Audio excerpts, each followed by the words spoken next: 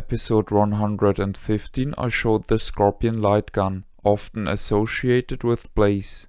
Interestingly, the different distributors of this product went different routes when they were looking for a successor product.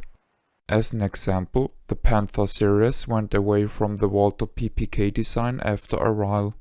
In this episode, I'm going to show which light gun Blaze chose to sell as a successor. It is called the Scorpion 2 and it was made for the Sony PlayStation. The gun feels very sturdy and is pleasant to hold. On its sides, the A and B buttons are symmetrically placed. This time the hammer of the gun is mapped to the B button. The safety lever still selects the fire mode amongst normal, full auto and full auto plus auto reload, but this time the reload interval is 6 shots. The selector which allows choosing from gun con and normal gun mode is colored red.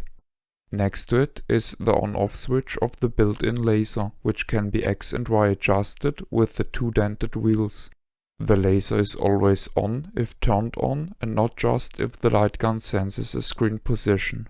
On the magazine heel is still the on-off switch of the rumble feature. This time the force feedback doesn't run from batteries, but is powered by the console.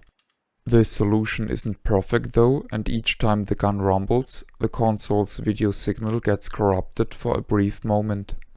As there is no delicate battery compartment anymore, the gun is more pleasant to hold, especially for large hands. Also on the heel is a 3.5mm TS socket, which allows the player to connect a foot pedal, which is mapped to the A button. The trigger feels very nice and actuates a clicky micro switch. There is no silly 2 switches solution anymore to produce a signal for the rumble feature, but the substitute solution isn't perfect and fast consecutive shots don't behave right anymore. Some shots simply won't cause a force feedback. Furthermore, the rumble has a notable delay, similarly as it was with the first Scorpion gun. The side picture looks nice and is very usable. The gun has a new kind of front sight which I personally like better than the one of the predecessor.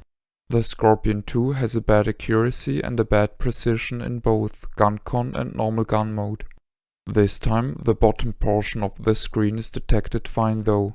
In my opinion, the gun is very pretty. The finger grooves on the grip make the gun look more aggressive and the appended laser makes the gun futuristic looking, even though it is still based on the Walther PPK.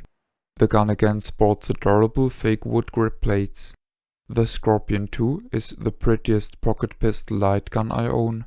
Instead of the typical yellow RCA breakout, the gun has a wall analog video feed-through, which is considerably simpler to use for players who output the video in a component format such as RGB. Sadly, as for the bad accuracy and precision, I can't recommend the Scorpion 2 for anything more than being a display piece. The box is prominently branded with the new Blaze logo.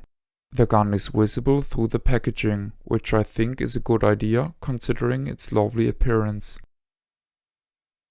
This is the end of the review. My name is Ben. I thank you for viewing.